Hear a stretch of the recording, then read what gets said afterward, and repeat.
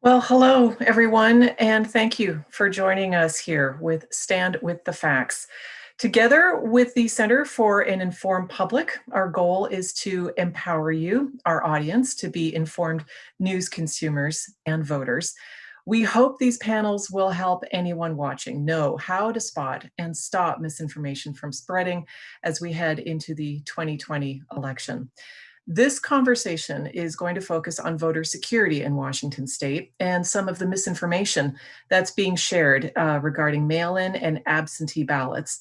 We will not be discussing or endorsing any specific campaigns, candidates, or elections. Now, we do have a toolkit for you on how to spot misinformation and combat it in our daily lives. We've got more details on that in the link to this episode. We're also taking your questions. So if you're watching live, please go ahead and leave them in the comments, and I will get to as many of them as I can. And I just realized I forgot to say hello and introduce myself. My name is Kim Malcolm, and I am the local host of KUOW's All Things Considered. So thank you so much for being here with us today. Now, as I speak, we are 42 days away from Election Day. The COVID-19 pandemic has greatly impacted our day-to-day lives. It's also it's likely to change how Americans are going to vote this year, whether it's by mail, by absentee ballot, or in person. But even as we hear election officials reassuring us that they are working to make voting safer, the volume of misinformation around your vote and the security of our elections is intensifying. So today, we are going to look at what measures are in place to make sure your vote counts and that it's secure, as well as how to spot disinformation that may be trying to influence how you cast your ballot. So joining me for that conversation is Kate Starbird, co-founder of the Center for an Informed Public and associate professor in the Department of Human-Centered Design and Engineering, and Kim Wyman, who's been Washington's Secretary of State since 2013. Kate, Secretary Wyman, welcome to you both. Thank you. It's good to be here. Thank you. Well, Secretary Wyman, we have talked about this before, and here we are. We're going to be talking about it again, but this is of keen interest to our audience. So let me start with the process of voting by mail in Washington. Can you give us a brief overview of what happens after I put my ballot, which I have filled out and put in the security envelope and then signed, and then I put it in the mail or the drop box? What happens to it? Just explain what happens all the way to the end of it being counted. Well, really what is happening is we're building out a very comprehensive audit trail and chain of custody so that we can, at the end of the process, convince even the losers of the election that it was a fair and accurate election. So it starts from the moment we receive those ballots, either from the USPS facility or picking them up in a ballot drop box. Those are picked up by county election officials in teams of 2. They are securing those ballots in transport. So before they leave the dock or before they leave that ballot drop box, they're accounting for all of the ballots, securing them probably in some sort of container that they can lock and having some sort of numbered seal. They are delivered to the election processing center. And then there's a series of steps that we go through to verify that the ballot that we received was sent by the voter who it was issued to. And I would like to just put a little asterisk that while we're a vote by mail state, we only mail to the eligible registered voters here in Washington. We don't just mail to every household in the state willy-nilly and give everyone a ballot. That would have a lot more problems. So that's also our first security measure. When the ballots are received, the first thing that election officials do is count them. So from that moment on, they know exactly how many ballots they've received. And every day's worth of processing is really keeping track of that. So at the end of the process, they can reconcile every single ballot the same way a bank would reconcile every single dollar that went through their tellers on any given day. So after we've done that initial count, the bigger counties like King County scan that initial envelope. They're getting the signature off of the envelope that you signed, and they're comparing that signature to the signature on your voter registration record. And these are done by trained staff members who are trained annually by the Washington State Patrol and have to operate within certain guidelines. If they don't think the signature matches, that ballot will be challenged, and it goes all the way potentially to the county canvassing board. Other staff will review it before that happens. And the most important part of that step is we reach out to the voter. We do this for two reasons. The first is just to give you a second chance. Maybe you forgot to sign your envelope, very common, or your signature has changed since the last time you voted. So we're going to notify you, and that gives you an opportunity to cure that ballot. It also gives you an opportunity, if you didn't return that ballot, to say, hey, this is probably fraudulently returned and you need to investigate it, and we will. And we will prosecute that as a crime because it's a Class C felony. From there, once those signatures are verified, they go through an opening process where we separate out your name, that envelope that has your name on it, from the security envelope that has no identifying marks. And then those are separated physically. And then we take out the ballots from the security envelope. Those ballots are inspected.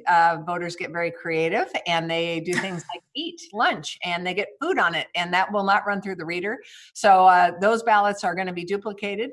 And depending on the type of system the county has, they go through a process of teams of two going through and making exact copies of those ballots that might have a problem. In King County, for example, we have a digital image system where they're going to do that. People can observe that activity.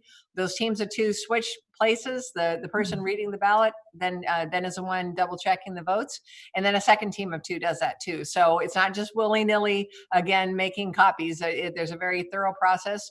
We keep the voter's original ballot. We count the one that was duplicated. And all of this activity is happening over the 10 days leading into Election Day.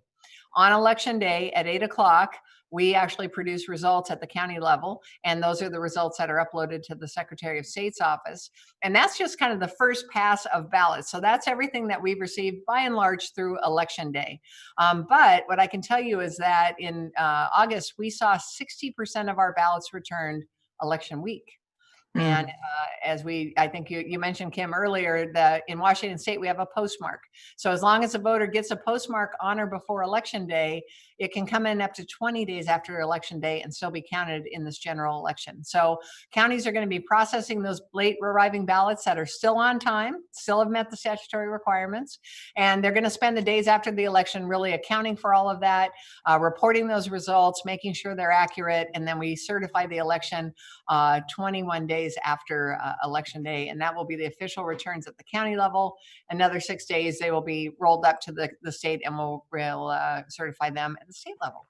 Okay, there you go. That was a lot. There you go. Okay. Well, no, thank you for walking us through that. And and it's good to remember what we hear at 8 o'clock on election night is the first pass. And depending on voter behavior, more ballots could be coming in, which of course can make a big impact on close races.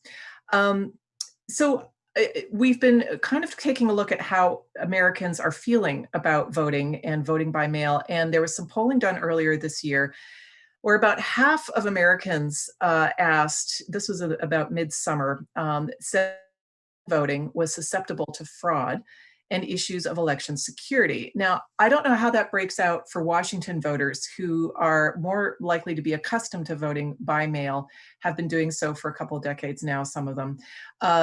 What would you tell people who may be feeling that there's maybe something to be concerned about in the system?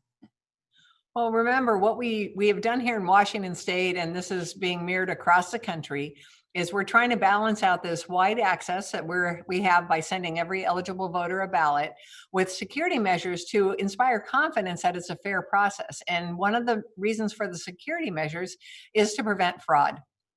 Let's face it, we send more than one ballot to many voters during an election cycle for a lot of very good reasons. They may have lost their ballot, they need a replacement. They may have moved, and they can update their address right up to Election Day now. So there are a lot of times where we'll have more than one ballot for a voter, and we build in the controls to ensure that only one ballot gets counted. And I say this, and these controls work because we compared our voter turnout and history in 2018 to 30 other states. We did determine that 142 people here in Washington State appear to have either voted more than once or have voted on behalf of a deceased family member. So our counties right now are investigating those and working with their sheriffs and county prosecutors. And we will, if they are indeed fraudulent ballots, we will prosecute those because they're a Class C felony. But To give you context, that was 142 ballots out of 3.2 million cast. Not perfect, but not even knocking on the door of any kind of rampant fraud or any kind of real, activity that was designed to overthrow an election. So, or even impact an election. So we're confident that our system is sound. Kate, let me turn to you. You are a co-founder of the Center for an Informed Public at the University of Washington. You're also part of the newly formed Election Integrity Partnership. It's a coalition of research groups that are supporting real-time information exchange. This is among researchers and elections officials and social media platforms. Other groups are involved as well. And I'm wondering, what are the main messages in 2020 election misinformation and disinformation that you're seeing right now? Yeah, a lot of this, I would say, is not very Washington specific because, as Kim mentions, I think the Washington state voters have a lot of trust in the process right now. But if we look more broadly, as social media allows you to do, and that's where we're focusing a lot of our efforts to kind of look where misinformation is starting, it does spread through other methods as well. But we're seeing a lot of different kinds of narratives. For instance, information that confuses people about the process of voting or the safety or the security of online ballots, especially misleading information that exaggerates the vulnerabilities, that takes those 100 or so cases that Kim's talking about and then amplifies them and makes it seem like that therefore there's going to be widespread fraud related to mail-in ballots. The narratives actually vary somewhat depending on where on the political spectrum someone is, and where they go to for their information. Democrats are more worried about the safety of voting in person and of hacked voting machines and problems with the post office, whereas Republicans are more worried about the security of mail-in voting. And these worries have been shaped in part by misleading narratives in different parts of the information ecosystem. And so we're actually seeing these narratives spread differently. If you look at, online, we can sometimes cluster accounts to see whether they're on the political right or the political left, and we see narratives kind of traveling differently on those two different sides.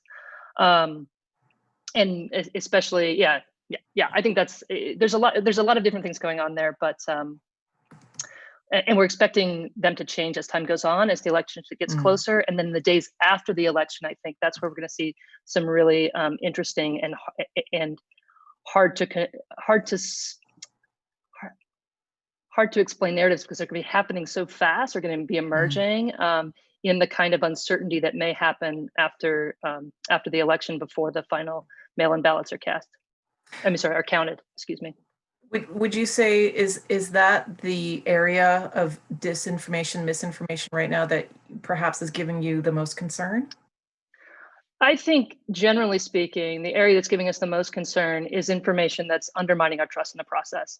That's setting up a situation where a large part of the population may not trust the results, may not think the results are valid, and therefore begin to doubt the efficacy of the democratic process.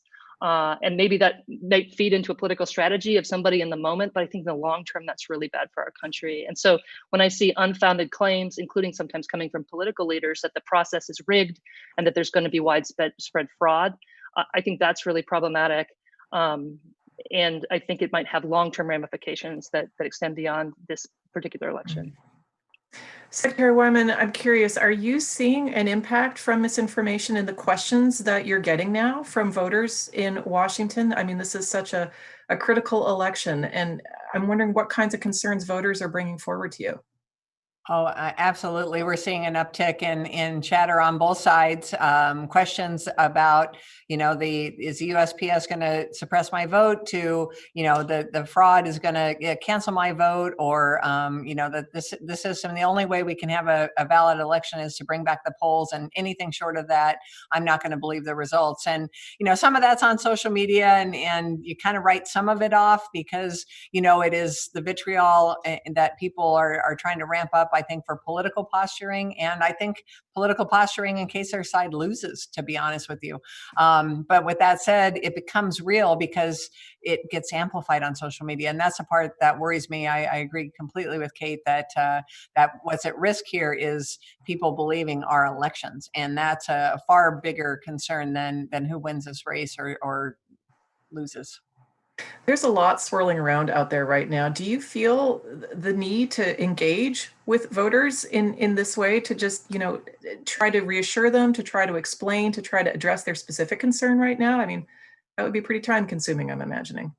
It has been, and yes, I have. One of the things that happened, and I found myself in a very unique position back in March, was this interest in vote by mail, because states realized that they had to expand their absentee voting, even if they were going to continue to be a polling place state or an in-person voting state. So we started getting questions, and then I sort of found myself in this unique position among my Secretary of State colleagues, because most of them have not run elections, and the ones that have at the county level, I'm the only one that's done it for vote by mail. So I have really tried to use that platform as a way to try to calm the waters and try to refute all of these claims and the misinformation and disinformation that's coming from places like Congress, like the White House, like the Department of Justice, head on with facts. So if you're going to make that wild claim, let me talk about Washington's experience. And I think that's helping, just trying to be a voice of reason in all of this chatter. Well, folks, our audience members, we want to hear from you. What questions do you have for Secretary Wyman and for Kate Starbird? You can leave them in the comments, and we will be trying to get to as many of them as we can. Let me just cast back 4 years ago to the election that we all thought was the most important in our lifetimes at that point. In the time around the election and shortly after, we were finding out more about foreign actors who were probing the systems, the election systems across the country, including here in Washington state, just to see what they could access, and perhaps with more nefarious intentions in mind. Secretary Wyman, what has your team done to shore up Washington's election security for 2020? Well, cybersecurity had been an issue for us long before 2016 happened, and we had good defenses that held, and we were fortunate just to be scanned. But yes, Russia did scan Washington state system. They scanned all 50 states, in fact. In the years since, we have really leveraged partnerships with our federal partners at Department of Homeland Security, the FBI, and our own Washington National Guard. And probably the biggest thing that happened at the national level was President Obama and his administration declared our elections infrastructure as critical infrastructure, meaning we're now on the same national threat level as the power grid or the banking system. So this has really opened up the door for us to be able to get access to and help build out. Our state was right on the forefront of helping build out the information sharing network that we now have in place. The ability for election officials to get real-time information when a website in Iran is hitting every single election office in the country simultaneously. We now get notified and we can respond to that. We have continuity of operation plans in place. So now our counties and our office are using those, quite frankly, for COVID to adapt in all of our processes and make voting safer for our constituents, as well as have the cybersecurity response plans. So if we do have an event, we're obviously trying to protect and defend against it, but if we have an event, we have to have a plan to respond and recover. We have those in place. We have done tabletop exercises, both at a national level and within our state, to figure out what's going to happen when misinformation starts rolling out on election day and might be suppressing voters or might be weakening confidence. What are we going to do? So all of those things are happening, and additionally testing of our system, our state system and the county systems, and training our users to make sure that they're ready and they're doing things that aren't going to be cyber threats. So I think the single thing, if I was going to point to all of that, is we learned from building a statewide voter registration system that our counties are not equally resourced. King County, you all are sitting pretty because you have a really well-resourced and really well-run election office. And we have those across the state. We also have small and medium-sized counties that don't have those resources. So we built a elections security operations center that is in my office, but it supports not only our operation, but those of the 39 county election offices across the state. And that single entity is game changing and is really helping us communicate with the counties and help them in ways we couldn't have done 4 years ago. You say game changing. Tell me a little bit about that. Think of a county that perhaps wasn't as well resourced as you would like it to be. What's the difference been for them? Well, you look at a small county in Eastern Washington. I won't pick out any individual one because you could say this about many of them. They're lucky in some cases to have an IT person in the county, let alone in the election office, who is also a cybersecurity expert. It is such a specialized field in the IT world that they just didn't have the ability to have it. Now we can actually help support them in that way. And we also, in this partnership with the Washington National Guard, we have some of the best cybersecurity minds in the country who, are our weekend warriors, if you will, but their day jobs are at Microsoft and Google and Amazon, and they are just brilliant. And so we're able to engage with them and contract with them to help us with issues that may pop up. And if we have an issue in a county, we can deploy them for that as well. So it's just it's a resource that those small counties and medium-sized counties just didn't have before we were able to do this. All right. Kate, I want to circle back to you, if I may. And the Secretary mentioned a little bit earlier about voter suppression. And I was thinking back to 2016. And when we've talked before, you were telling us a bit about, in your research around some disinformation campaigns on social media, that at that time it appeared to have a goal of dividing Americans, of pitting one group against another and depressing voter turnout among some groups like African American voters. And I'm wondering, are you seeing that again this year in 2020? Certainly we're seeing evidence that, in fact, we're looking at a bot network today of similar kinds of activity. I think people are more aware of that as a strategy, and I do think that a lot of folks are going to be more resistant to that in this election cycle. I also think that in 2016, foreign actors had just had their way with the system for a long time without anybody looking for them. And certainly domestic actors were doing some of the same stuff. And I think right now, the social media platforms are doing a better job. They're not doing a perfect job. Again, we're watching a network evolve right now, but they're doing a better job of identifying kind of information operations that are meant to kind of hack our hearts and minds instead of just hacking the systems, right? So, and I think both kinds of attacks are threats to the integrity of an election. One is the integrity of the election itself, and the other is just how people are voting because they're being affected by propaganda that's moving through different kinds of platforms. But I do think we're going to be more resistant in this round. Certainly, it's a strategy. We're still seeing it, but I'm hopeful that it's not going to have the same effects. All right. We are starting to get some questions coming in from our audience, so let me bring us one of those. This is from Kurt on YouTube, who asks, have you consulted directly with any other secretaries of state on mail-in and drop-off ballot security, and have they been receptive to it? Now, I know you have been fielding a number of calls from different elections officials, but yeah, talk a little bit about security around drop boxes, perhaps.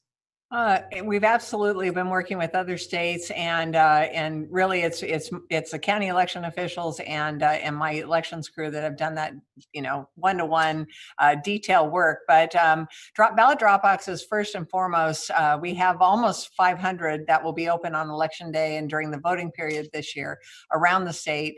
And the counties contract with companies that build these with an idea of security. And in fact, we've had two of our drop boxes be, shall we say, involved in accidents. One was with a semi truck and one was with a just pickup truck that got high-sided on it. And I'm happy to report that the ballot boxes won, the truck and the semi did not, and the ballots were all secured and protected. And so they're designed that way to be heavy and supportive. We changed the law a few years ago to make it a Class B felony to tamper with a ballot drop box. So it had the same sorts of protections that a blue mailbox has in the USPS system.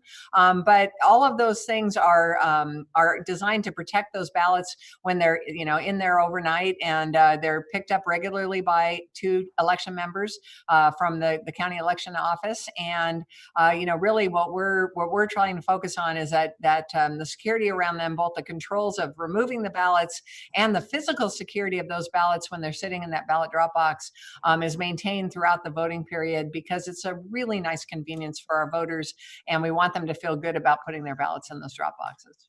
Yeah. All right, we've got another question from an audience member. This is from Kathy on YouTube. Deepfakes are a much bigger problem today. Can Kate speak to the impact of these manipulated videos? Yeah, this is an interesting question, because we've talked a lot in the research realm about the technology behind deepfakes, the ability to create synthetic video and audio to make it look like someone's saying something they haven't said. And certainly this is something that we're aware of as a threat. In terms of this election cycle, most of what we're seeing we would still call like cheap fakes, of just sort of deceptively edited video. They slow it down in places, they speed it up to make people sound different. Certainly, this is part, deepfakes are going to be part of the hacking of minds, or getting people to have a different impression about somebody based on a video that they might see of them saying something. But I haven't seen a case here. Obviously, we've seen a bunch of the cheap fakes. We've seen a bunch of these kind of cases where people slow down video to claim that one of the candidates is mentally deficient or something. But I'm not sure that that's the biggest threat right now in terms of some of the different kinds of misinformation that are spreading. But it's certainly something that I expect to continue to get more sophisticated, and something that we'll be seeing more and more in the future in ways that make us hard. It's going to make it hard for us to discern whether something that we're seeing is whether anything we're seeing, even if audio and video are no longer something that you can trust, that might have an impact, a long-term impact on our whole the way that we orient ourselves around information.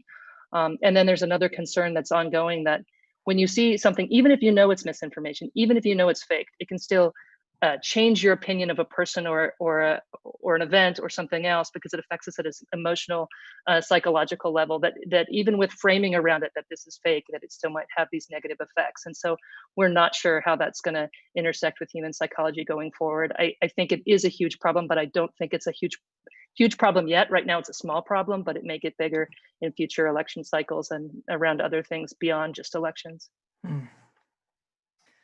Secretary Wyman, we are having this election in the middle of a pandemic, and this is, as we kind of alluded to before, other states are now expanding absentee voting. They'll be using the mail in ways, perhaps in volumes that they haven't used before. What is the number one thing that you are telling them when it comes to focus on getting every vote counted? Well, it's kind of 3 things. The first one is really for them to just look at their throughput and capacity and their capability. Do you have the ability to deal with a 10-fold increase in your absentee ballots? And we're talking about 27 states that are used to seeing 10% or less of their ballots cast by mail. So they have to build out that capacity, and hopefully in the last 6 months they were able to do that. The second level is controls. You have to have good security controls around your processes, and more importantly, you have to be able to account for those ballots. And I think anyone watching that remembers the Rossi Gregoire election, I certainly do. I have PTS a little bit as I think about it. 16 this years is later. Dino Rossi and Chris Gregoire. Yeah. Yes, and yes, the closest governor's race in the country's history, for those of you who weren't here. And I say that because the problems that kind of bubbled to the surface had more to do with not keeping good track of the ballots that were in hand. When you hear a county finding a tray of ballots, or having a provisional ballot at a polling place counted when it shouldn't have been, that's about control measures, and you're not keeping track of things in the way that you should, and keeping it to that, like I said, handling money level of accountability. And then just the third level is consistency. And we learned, again, a hard lesson we learned in that governor's race is that you want to make sure that every county in the state is treating every ballot the same way. So if you're rejecting a ballot in County A for some reason, you want to make sure that that same situation with a different ballot is going to be held in County B. And so a ballot in King County is handled the same way as Spokane. And so we've had 16 years to build out that consistency, and we have manuals and processes and procedures. And that's probably the administrator in me is the biggest worry with other states, is they haven't had the time to build out those three, parallel important elements of the process. So, but on the other hand, they're aware of it and they've been trying to. So I'm optimistic. Election officials are usually able to rise to the challenge, and this election continues to be a challenge every day, a new challenge. A new challenge. I'm just curious from your perspective. We've been voting by mail as a state for some time now. Is this pandemic? Does it have the potential to push the entire country towards this way, or how is the pandemic going to affect how this country votes in the future?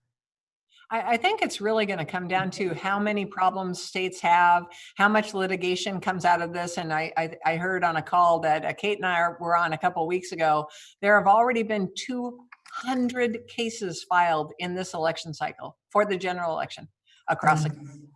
So going to be the most litigated election on the planet. And so that, of course, is where lawyers attack administrative process or law, and the public doesn't really get the nitty gritty of this. And their takeaway is going to be, it's a bad process because, we disenfranchise voters, or because we let people that shouldn't have vote, or whatever side of the aisle you're going to dial in on the problems. So I worry about that, and I think the future of vote by mail really rests in how successful these states transition to expanded absentee voting. If we have successes, I think we'll see what happened here in Washington State. People love the convenience. Let's face it. We're not back in 1950 when mom stayed home all day at work and took care of the kids, and the kids went to school and she voted and dad voted on his way to work.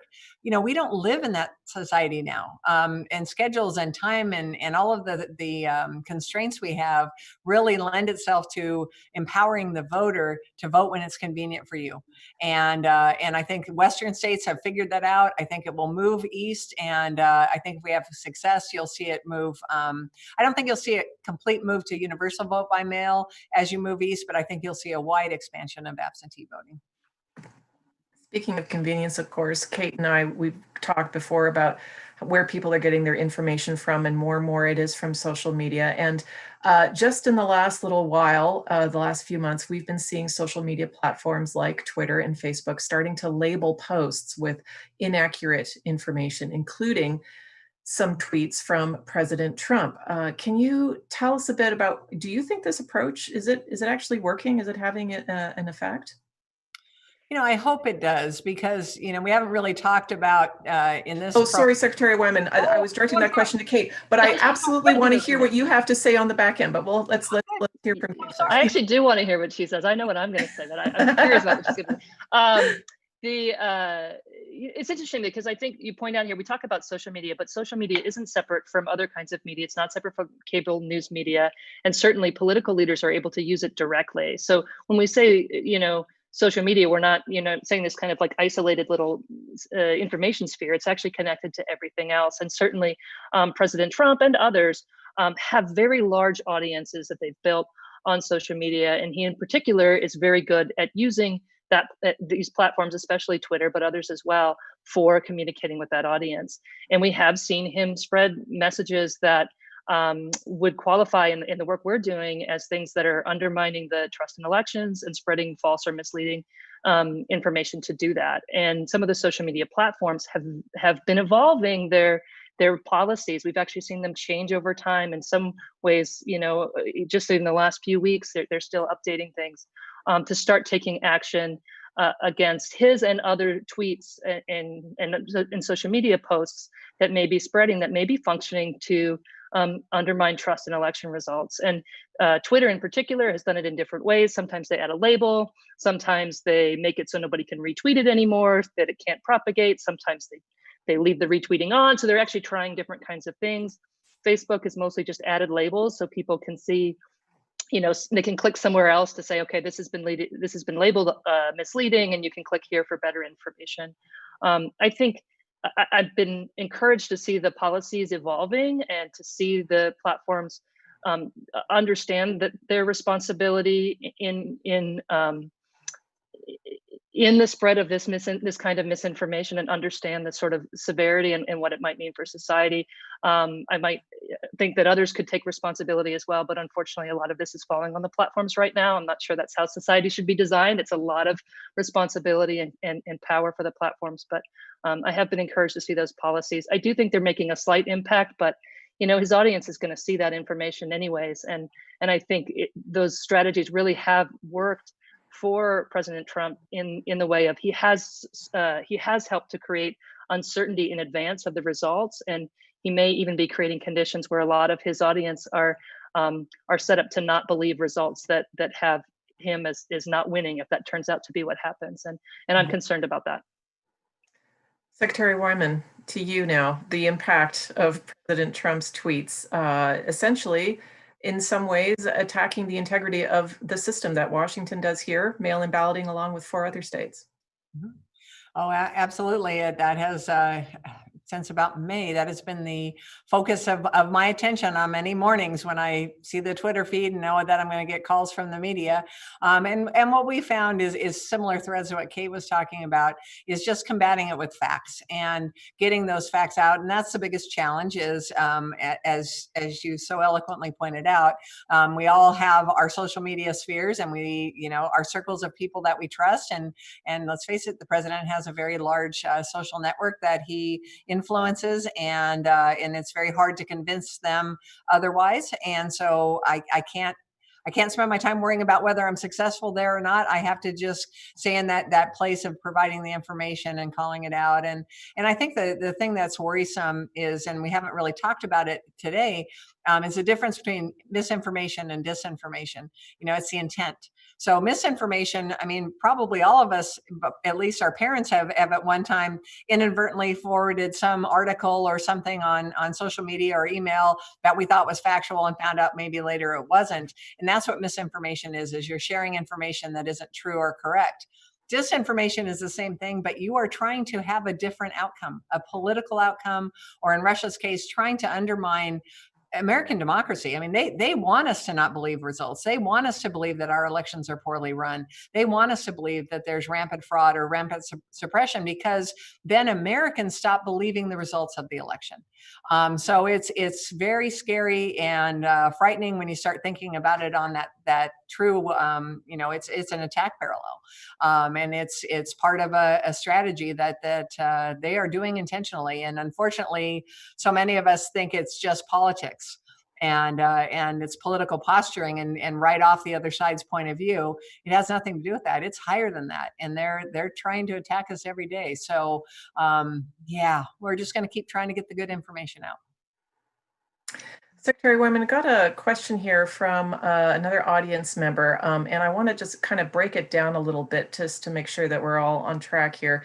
The question surrounds voter ballots and ballot images that are kept under seal.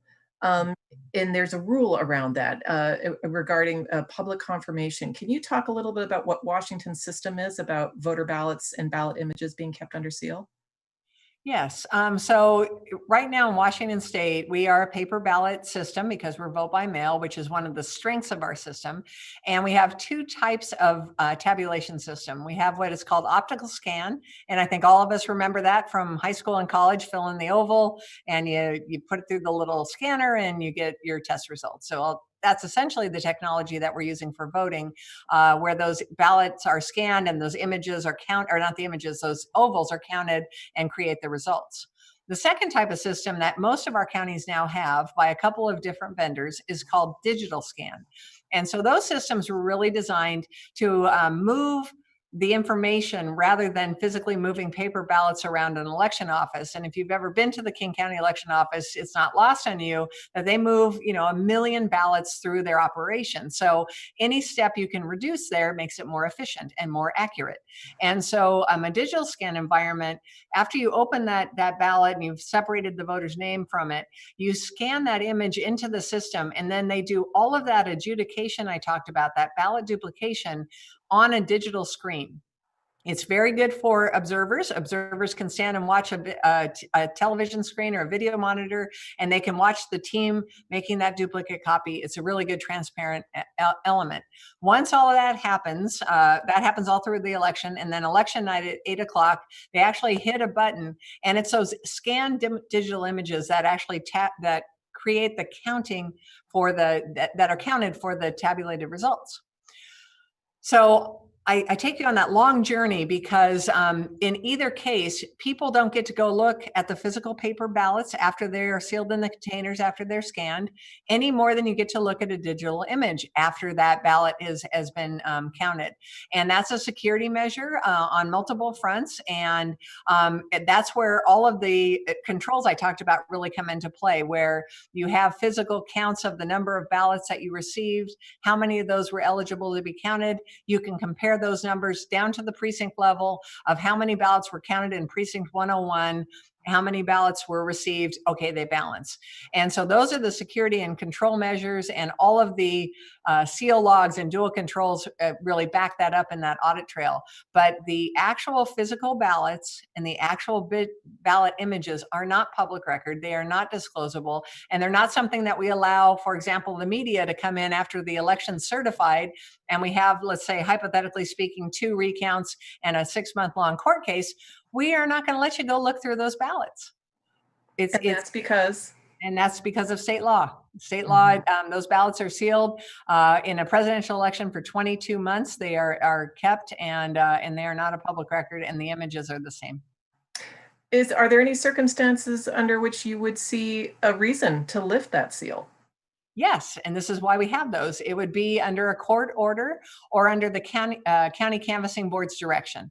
So if you had the appearance of a discrepancy, or you maybe did a risk limiting audit. Now, one of the things I didn't mention, a digital scan environment, you now can link an individual vote, not the voter's vote, but a vote to a specific ballot image, and you could actually go and pull the physical paper copy of that image and compare them to each other to make sure it was done right. So you can do those auditing pieces, and we do them. If you see a discrepancy or find a discrepancy, you can go and expand that to a manual recount. All of those things are options that the county canvassing board has, and there's certain thresholds that actually trigger automatic recounts. And if you have a campaign that doesn't believe it, even if it's outside of that range, they could pay for a recount. And those are all the circumstances where you would go back and revisit those images or those paper ballots. All right. Well, Kate, we've touched on this before, but I think it's absolutely worth talking about again. For people who are concerned about the misinformation that is circulating right now in their feeds around this election, what can people individually do? What good practices do you recommend to stop the spread of misinformation on a personal level in your own accounts? Yeah, I think we can talk about this, but misinformation, especially online, doesn't spread itself. Like we spread it, we being people that are using these platforms. And one of the ways that we as researchers have been sort of trying to contribute to maybe making a healthier information space is to come up with a couple things that people can do to become sort of healthier and more productive online participants. And the first thing we tell people to do is to kind of slow down. Just don't like automatically retweet things. Just wait a minute, kind of think about it, maybe check another source. Also to tune into our emotions, because misinformation, especially around election season, doesn't just manipulate us, intellectually. It actually goes through our emotions. It tries to trigger outrage. It tries to trigger anger at the other side, or anger at the post office, or anger at whoever's making us do mail-in ballots, whatever it is.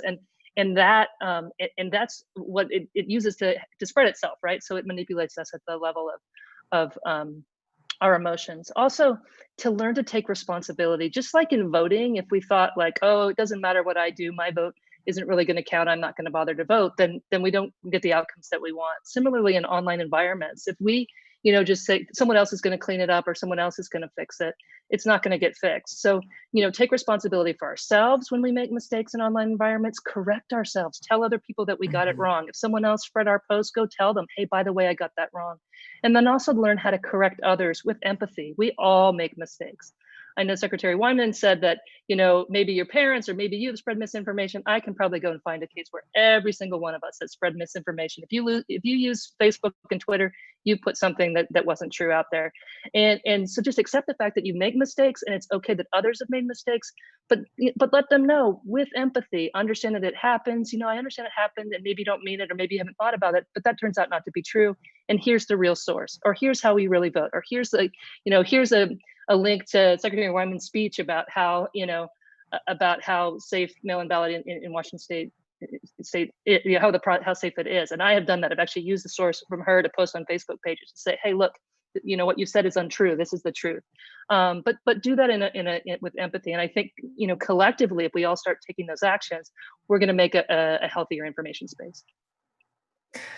Well, our time is starting to wrap up here, but I do just wanted to mention that today, September 22nd, if you happen to be watching us today, it is National Voter Registration Day. So, Secretary Wyman, any advice for people as they get ready for this 2020 election? Absolutely. I think the most powerful thing you can do right now as a voter is to go on to votewa.gov and check your voter registration. And I say that because a lot of times people ask you if you're registered, and our response is always like, of course I am. But have you changed your address? Have you gotten married or divorced and changed your name? You know, any of those life events really can affect your voting, and we want to make sure we get the right ballot to your right address on the first try. So if you could do that now, way before counties get ready to mail their ballots out, you're going to help them immensely, and we're going to get you the right information. The other thing is, I would remind you that we have a national campaign with the National Association of Secretaries of State and the National Association of State Election Directors called Trusted Info 2020, and it's a hashtag Trusted Info 2020.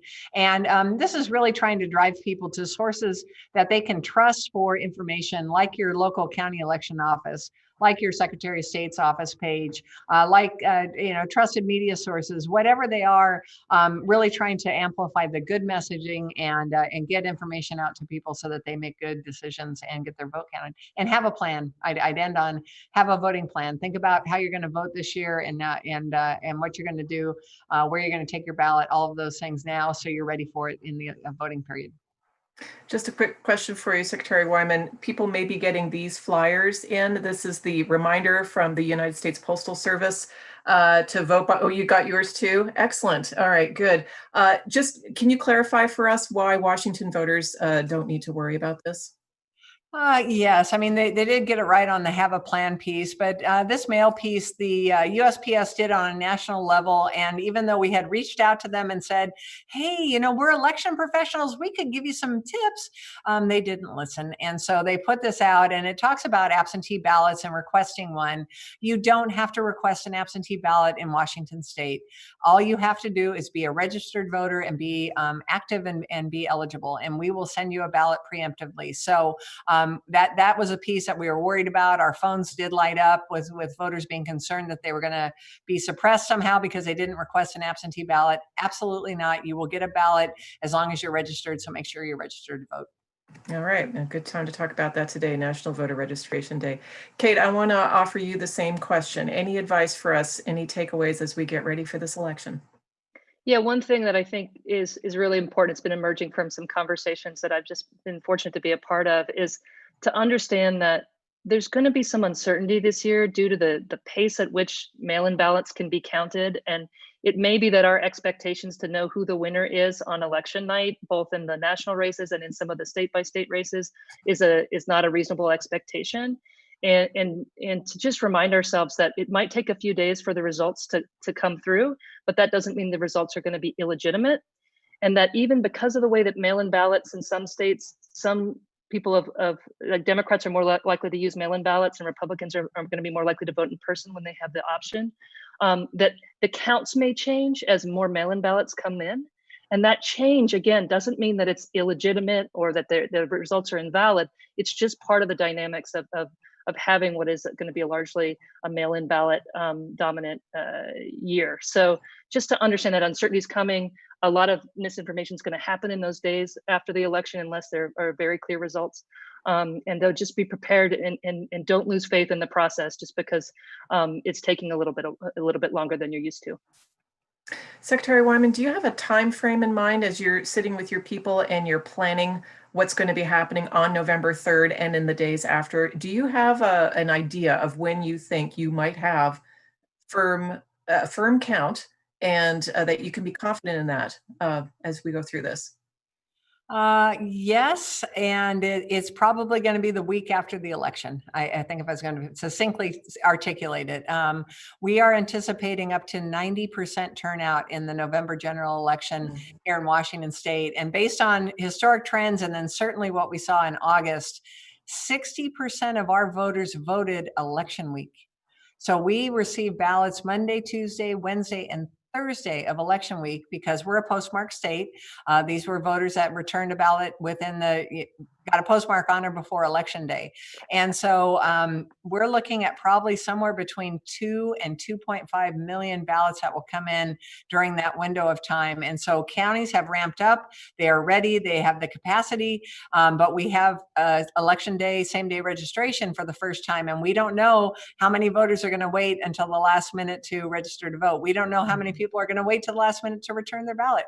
So we are planning kind of for the best and worst case scenarios there. And I think that the anticipation should be probably 90% of the ballots counted by Tuesday after the election in Washington. Yeah. That's what And how does that compare to previous years, 90%, and that volume of ballots? I think in previous years with lower volumes of ballots, because our counties have done such a great job of building out their capacity, we really get to that number by Friday of election week, typically in a smaller election, a lower turnout election. I think just the crushing volumes that we anticipate for November are going to push that later. And it's going to be based on voter behavior. Conversely, we're all saying vote early. And county auditors and election officials are trying to mail their ballots out before the 16th of October, which is the cutoff for that mailing. So if we can get voters to mail ballots earlier, that processing can happen earlier and we can have more meaningful results on election night. So that's the best case scenario. That's what we're going to encourage. But I've done this a long time and I can tell you we procrastinate as voters. So I'm anticipating we're going to have a big flurry at the very end. Well, also, can I just say the news cycles have just been ferocious, and there are new things that are reported on a daily basis. And so it could well be that people just feel that they need to wait, that they know everything they can know before they cast their votes. So another factor to throw in there. Well, thank you both so much. It's been a great conversation. Kim Wyman, Washington Secretary of State, and Kate Starbird, co-founder of the Center for an Informed Public and Associate Professor at the Department of Human-Centered Design and Engineering. Thank you both so much for your time. Thank you. Thanks for having us on. Well, from everyone at KUOW and our partner, the Center for an Informed Public, thank you everyone for joining us here for Stand with the Facts. You can visit kuow.org/facts to get to that toolkit with the links and resources on spotting mis and disinformation, how to address it. And if you're watching on YouTube, you can subscribe to our channel below. If you enjoyed this virtual event today, please consider making a donation to support KUOW. Our fall pledge drive is starting tomorrow, and you can get a head start and make your gift right now by going to kuow.org. And thank you. Stand with the Facts continues on Tuesday, October 13th. It'll also be at 1 o'clock in the afternoon, and we are going to be digging deeper into how election misinformation is targeting certain communities in an effort to curb voter turnout. You can register today and find out more about our other election-related events at kuow.org/events. So thank you and have a great day.